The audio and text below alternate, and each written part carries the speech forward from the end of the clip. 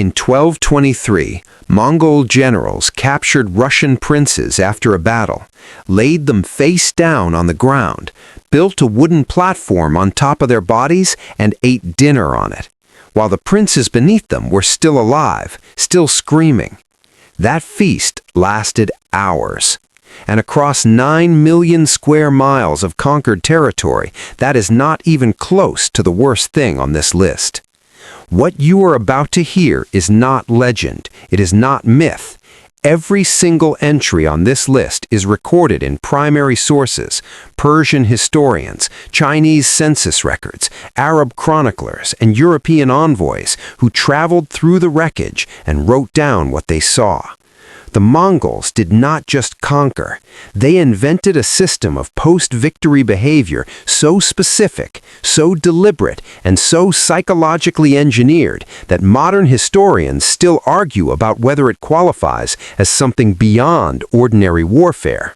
In the next 28 minutes, you are going to understand exactly how the Mongols turned the moment after winning into an art form of terror. Not the battles, what happened after. The rituals, the ceremonies, the organized cruelty that served a purpose every single time. Because nothing the Mongols did after a victory was random. That is the thing that makes this story so deeply unsettling. The chaos was scripted. Before we get into it, if you are the kind of person who wants the real story of history, the kind that gets left out of textbooks and polished documentaries, hit that subscribe button right now and join us. Drop a comment below and tell me where you are watching from. This community stretches across every continent, and I want to know where you are, because this story deserves to be told properly, and that is exactly what we are going to do. Let's start with number 20. The loot ceremony. After every single victory, Genghis Khan had one absolute rule: nobody touches anything until we sort it out. Under his Yasa legal code, the law of the Mongol Empire, any soldier who grabbed loot before the official distribution ceremony was executed. No warnings, no second chances, not even for generals. Commanders would line up everything the conquered city had produced: gold, silk, weapons, horses, livestock, medicines, furniture. The Khan took his pick first, then the senior generals, then the officers, then it trickled down to regular soldiers. Even the families of warriors killed during the battle received their share of whatever was left. On the surface, it sounds almost like a fair system. Here is what they leave out of that version. Women and children from the conquered city were lined up right alongside the gold and the silk and handed out in exactly the same way: sorted, valued, distributed. At Zhongdu, the Jin dynasty capital, in 1215, the Mongols stripped the city so completely that fires from the destruction burned for a full month. But the loot ceremony was the civilized part. What came next is where things started to get dark, because the loot was just the first item on the post-victory agenda. Number 19 is the victory prayer to Tengri. Every time the Mongols won, the Khan had to thank the sky. Tengri was the eternal blue heaven, the supreme force in Mongol spiritual life, and every victory was understood as a personal gift from him. After a major battle, the Khan would find the highest nearby ground, remove his hat, drape his belt around his neck in a gesture of humility, and bow 9 times toward the sun. Fermented mare's milk, called irak, was poured onto the earth as an offering. Sometimes this ceremony continued for days. Senior shamans would chant, fires would be lit, the entire army would participate. But here is what made this ritual something beyond a simple Thanksgiving ceremony. The Mongols did not just believe Tengri approved of their conquests, they believed Tengri had commanded them, that the entire earth, every kingdom, and every people on it had been given to Genghis Khan by divine decree. Which meant that any city that resisted was not just fighting an army, it was committing an act of cosmic defiance against the will of heaven itself. Genghis Khan spent 3 days alone on a mountain in prayer before launching his campaign into China in 1211. When he came down, there was no doubt, no hesitation, no second guessing among his commanders. The sky had spoken. And that level of spiritual certainty, the absolute conviction that you cannot lose because God has personally commissioned your campaign, creates an army that is psychologically almost impossible to break. The prayer was not a ritual for the Khan. It was fuel for the entire machine. Number 18. Walking Dead Shields. After taking a city, the Mongols collected survivors, farmers, elderly people, women, anyone who had managed to stay alive through the assault, and they forced these people to march in front of the army toward the next target. When defenders on the walls of the next city fired arrows to stop the approaching Mongol force, they hit their own people first. The Mongols used this tactic systematically throughout the Khwarezmian campaign from 1219 to 1221.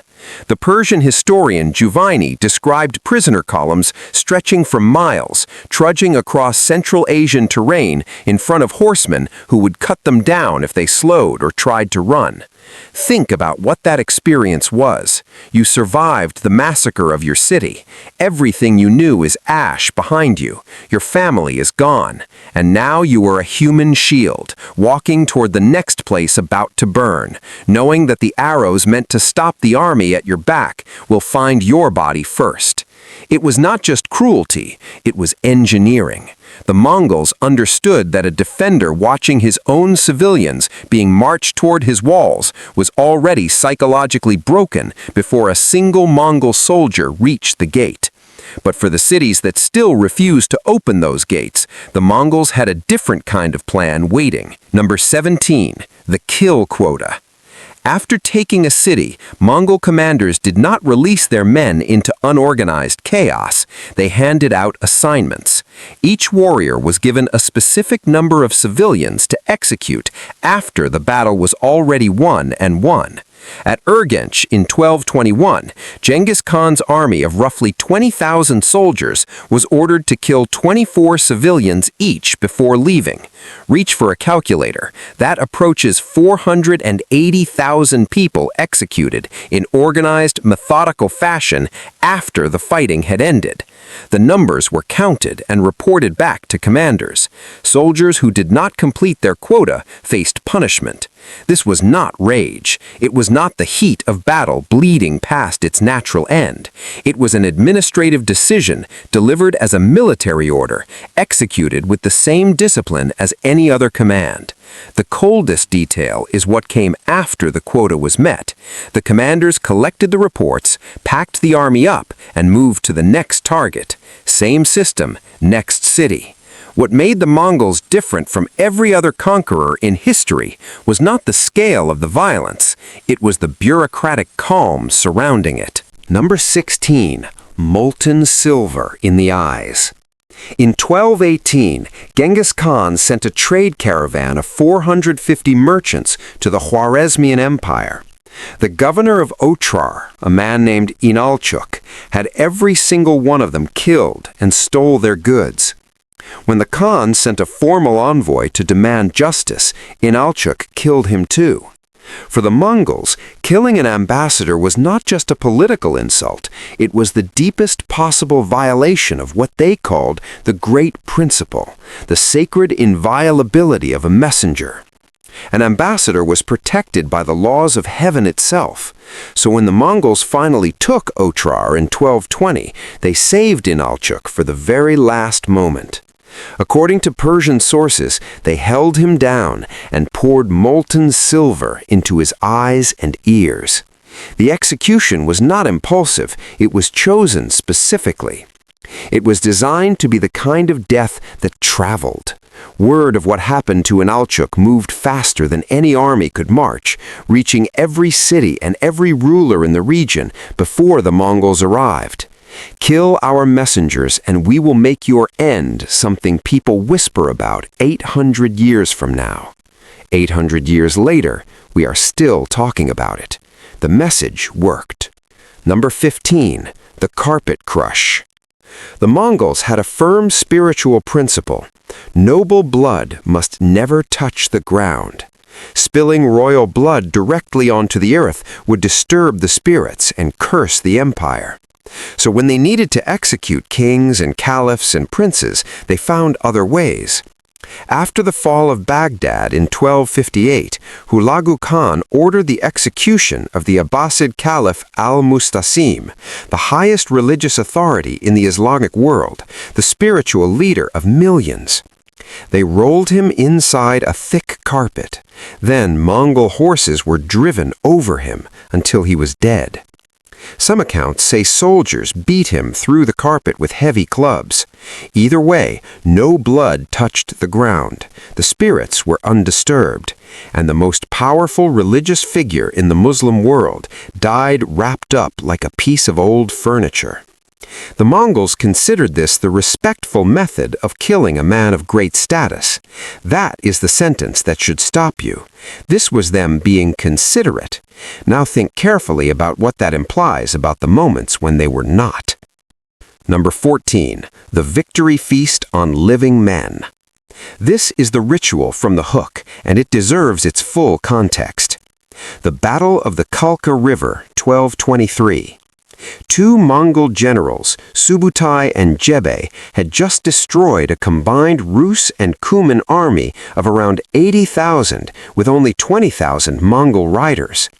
Several Russian princes were captured alive after the battle, including Mstislav of Kiev, one of the most powerful rulers in the region. The Mongols laid them face down on the open ground.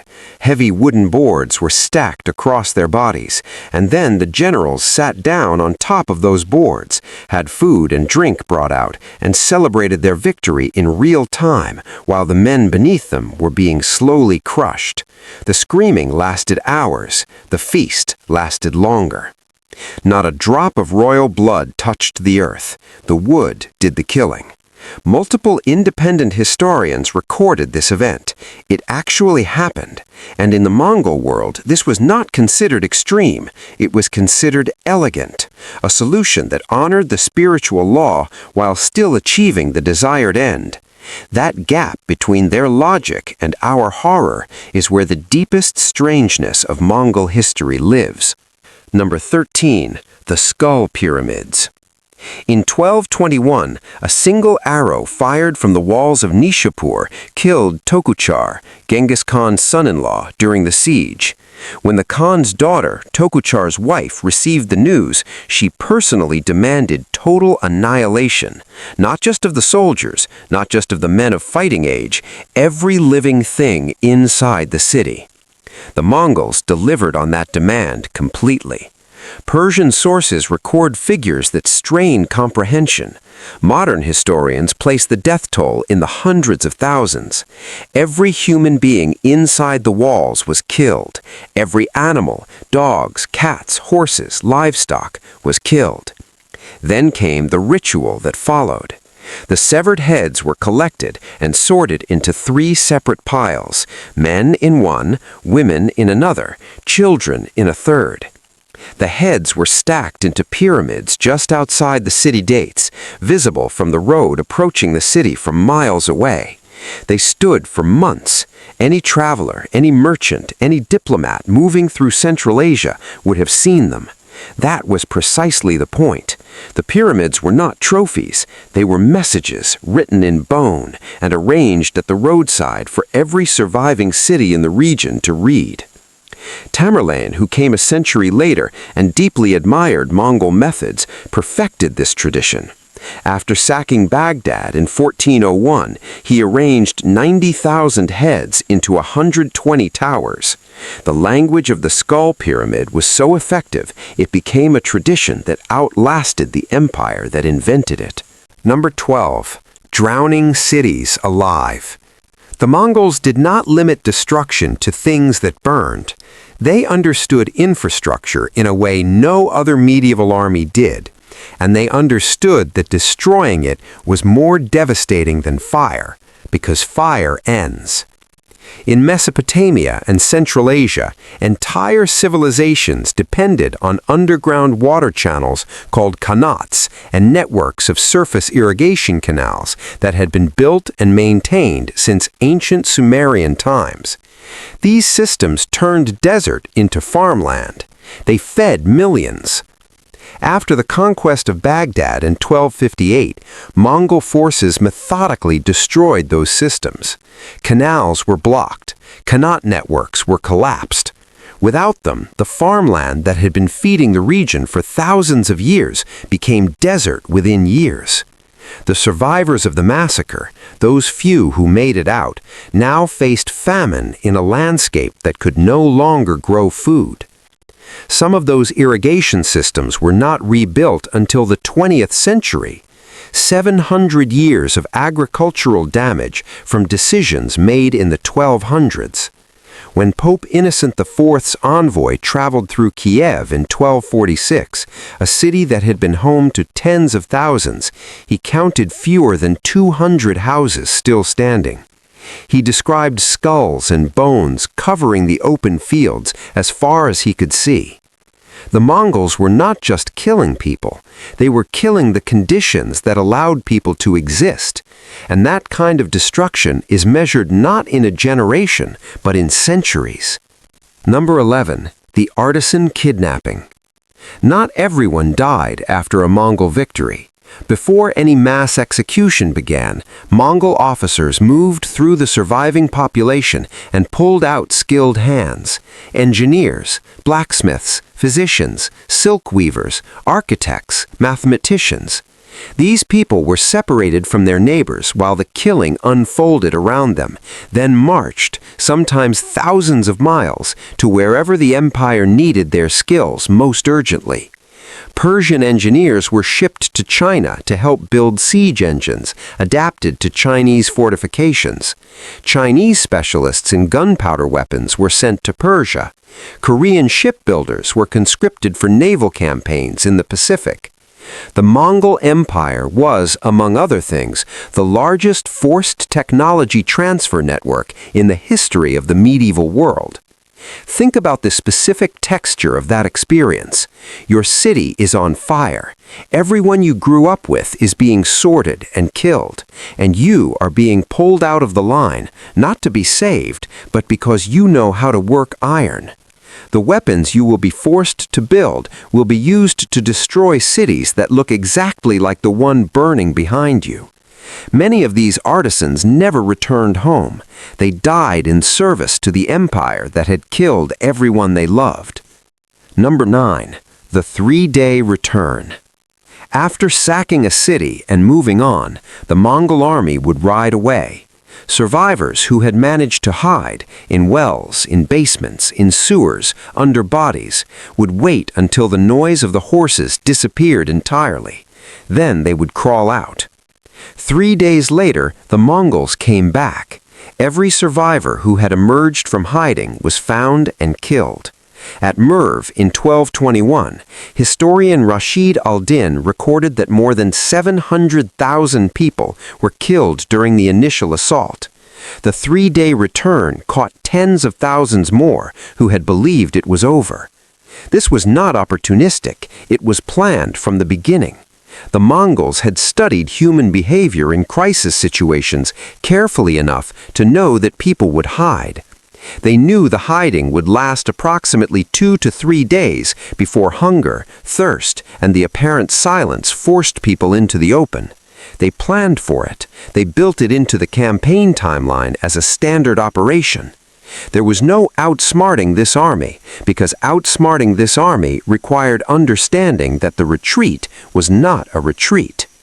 Number 8. Sewing a person shut. When the Mongols needed someone dead but could not risk contaminating the earth or water with their blood, they turned to one of the most disturbing methods in the historical record. Fatima was a high-ranking advisor to Toragan Khatun, the woman who ruled the Mongol Empire after Ogadai Khan's death. When Toragan's own son, Guyuk, turned against her circle, Fatima became the primary target of his political violence. After days of interrogation and punishment, she was killed in a way that followed the spiritual logic of Mongol law exactly. Every opening of her body was sewn completely shut.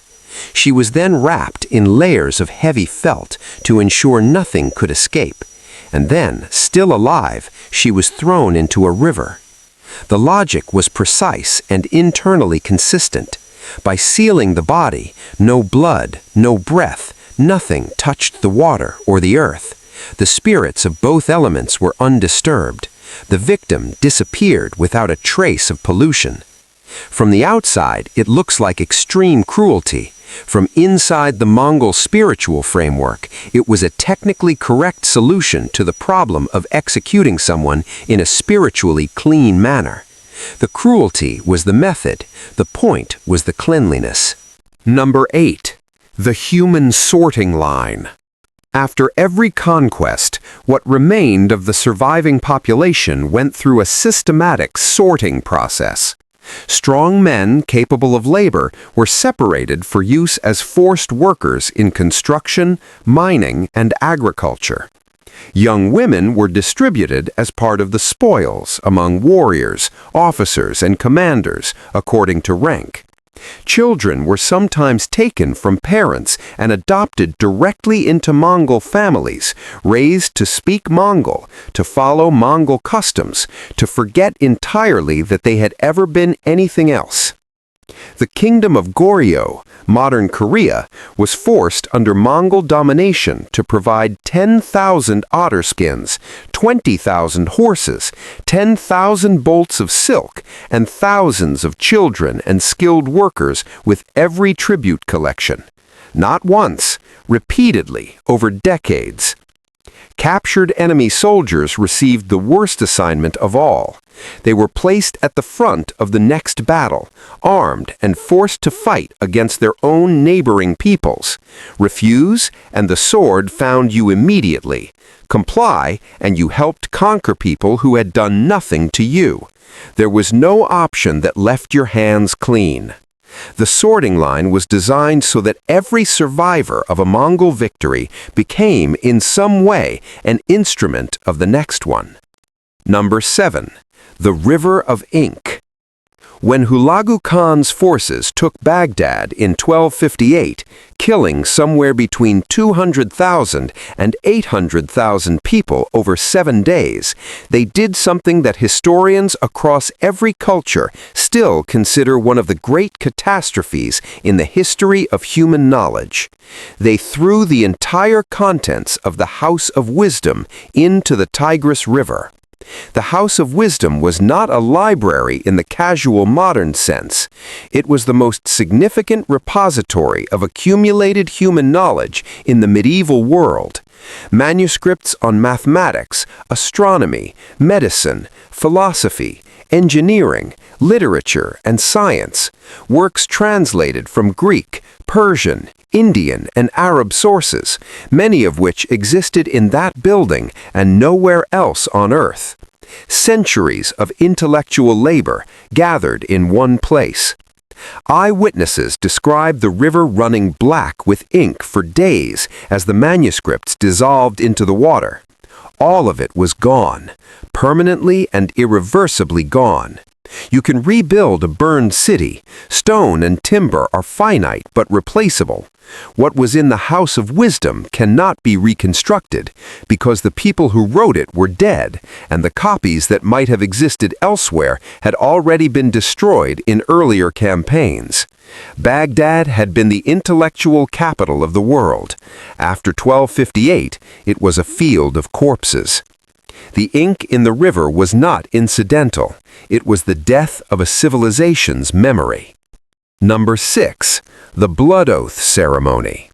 After major victories, Mongol commanders performed a renewal of the Blood Brotherhood Pact that bound the empire together. Officers and generals gathered, and fermented mare's milk, kumis, was poured onto the earth while oaths of loyalty were spoken. In the deeper version of the ceremony, warriors drew blades across their palms, mixed their blood with the milk, and drank it together. This was the Anda ceremony, blood brotherhood, and it was sacred in a way that had no equivalent in any European or Persian tradition of the period. Genghis Khan himself had performed it as a young man with his closest friend Jamukha, decades before they became enemies, and he had Jamukha executed. The ritual reminded commanders of two things simultaneously.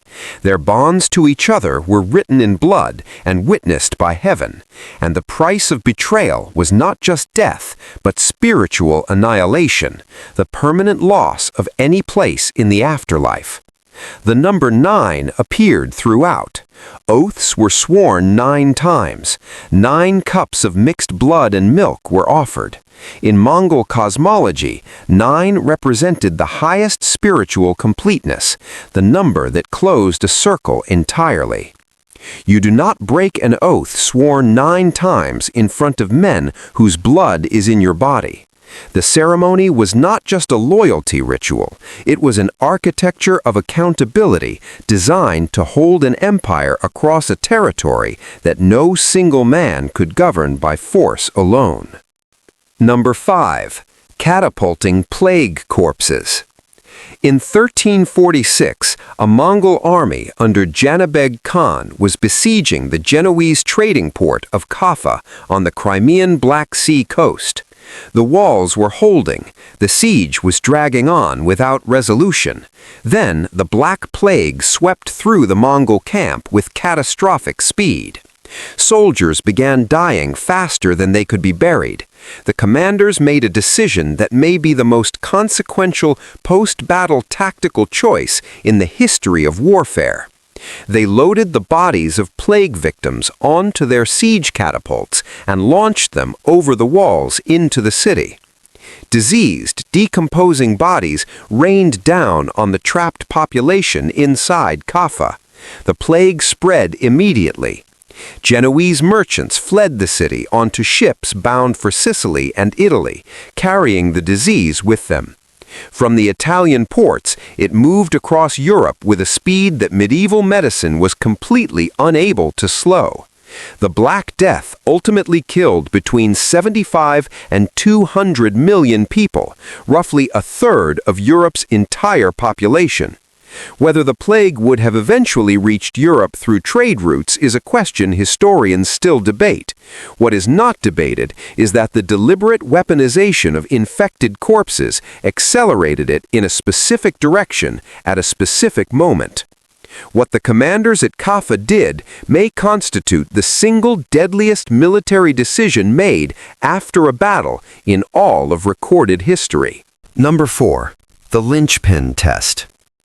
After Genghis Khan crushed the Tatar tribes, the people responsible for poisoning his father, he gathered his senior commanders to decide what to do with the surviving Tatar men. The answer was delivered as a formal policy decision. Every Tatar male would be stood next to the lynchpin of a cartwheel, a specific iron pin that sits at roughly the height of a 3-year-old child. Any man taller than that measurement was executed immediately. Any boy shorter was spared, taken into Mongol families and raised as a Mongol. This was not decided in a moment of battlefield rage. The battle was over. The decision was made calmly, days later, in council. The lynchpin test was a calibrated instrument of cultural erasure. The men who could carry the Tatar identity forward, who could remember, who could fight, who could lead, were killed by a measurement. The boys who remained grew up speaking Mongol, living by Mongol customs, with no memory of being anything else.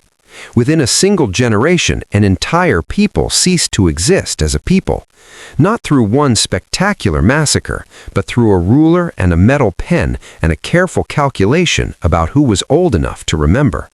Number 3. Killing the land itself. This entry requires a different kind of attention than the others, because its violence is invisible and its death toll is enormous. The destruction of Central Asian and Mesopotamian irrigation infrastructure during the Mongol conquests of the 13th century represents one of the largest man-made famines in human history. The Qanat systems of Persia, underground water channels that had sustained agriculture in an arid landscape since ancient times, were methodically collapsed. Surface irrigation networks across Mesopotamia were destroyed. The total population of Persia dropped from an estimated 2.5 million to around 250,000 in the generations following the conquest, not entirely from the massacres themselves, but from the famine and collapse that followed the destruction of the water systems. Baghdad's agricultural network did not fully recover until the 20th century. 700 years of damage from decisions made in the 1200s. When you kill the water, you kill the food, and you kill every generation that comes after the people you actually fought. The Mongols grasped something that very few conquerors in history understood, that the most permanent victory is not killing an army, but destroying the conditions under which a civilization can reconstitute itself. They were not just defeating enemies, they were making certain those enemies could never come back. Number 2. The Mobalia Declaration. When a city broke its word to the Mongols, when it resisted after offering surrender, killed an envoy, or violated terms of submission, the Mongol command structure had a formal designation waiting for it: Mobalia, bad city. And the moment that designation was applied, the rules changed entirely. No mercy, no negotiations, no survivors at all, civilian or military. Not even plunder for Mongol soldiers, because taking plunder acknowledged that something of value existed in the city, and a Mobalia city was to leave nothing behind that could be valued. At Bamyan in 1221, a Mongol prince was killed during the siege. Genghis Khan issued the declaration. Every living creature inside Bamyan, every man, woman, child, and animal, was killed. He forbade his own soldiers from taking a single item of plunder. He reportedly ordered that no person ever live on that site again. The ruins of Bamyan remained abandoned for generations.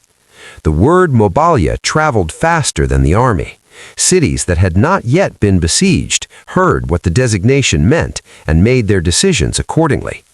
What separated the Mongols from every other conqueror of the medieval period was not that they committed atrocities, it was that they had named the process, documented it, and systematized it as policy.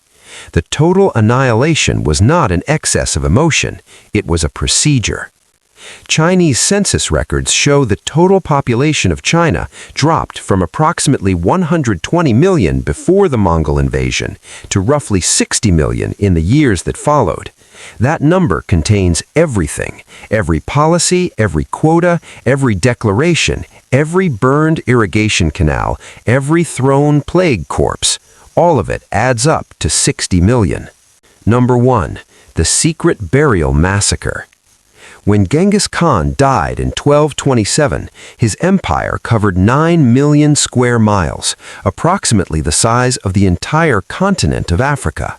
He had ruled over an estimated quarter of the world's total population, and his followers were determined with absolute conviction that his resting place would never be discovered. A select group of soldiers carried his body across the Mongolian steppe toward the burial site. Every single person they encountered on the journey was killed. Merchant caravans that crossed their path, nomadic families going about their seasonal migrations, travelers who had no connection to politics or war, anyone whose eyes fell on the funeral procession died where they stood. Thousands of people killed because they happened to be on a road. After the burial itself was completed, the soldiers who had dug the grave were killed by a second group of soldiers. Then that second group was killed by a third. Horses were stampeded repeatedly over the burial site to flatten and disguise any trace of disturbed ground. Some accounts record that a river was redirected to flow permanently over the location. 800 years have passed since that burial. Modern expeditions equipped with satellite imaging technology and ground-penetrating radar have searched the Mongolian steppe. Nobody has found it. The grave of the man who conquered more of the earth than any human being in history remains completely hidden beneath ground that shows no sign of ever being touched. He reshaped the map of the known world. He destroyed civilizations that had existed for thousands of years. A Carnegie Institution study found that the Mongol conquests killed so many people and emptied so much territory that 700 million tons of carbon were scrubbed from the atmosphere as forests regrew on land that no longer had anyone left to farm it. His conquests were large enough to change the chemistry of the air. And then he vanished, completely, deliberately, forever. The man who spent his life making certain that nothing he destroyed could ever be hidden or forgotten, made sure that the only thing hidden and forgotten in the end was himself. That might be the most Mongol thing on this entire list. 20 rituals, every one of them documented, every one of them deliberate. The Mongols did not win through chaos, they won through a system, and then they maintained what they won through a system, and then they erased what they wanted erased through a system. The terror was organized, the cruelty had procedures, and understanding that is the only way to understand how 30 years of campaigns by a single commander produced a political entity that covered 9 million square miles. Subscribe and hit the bell, because the next video goes somewhere you are not going to expect.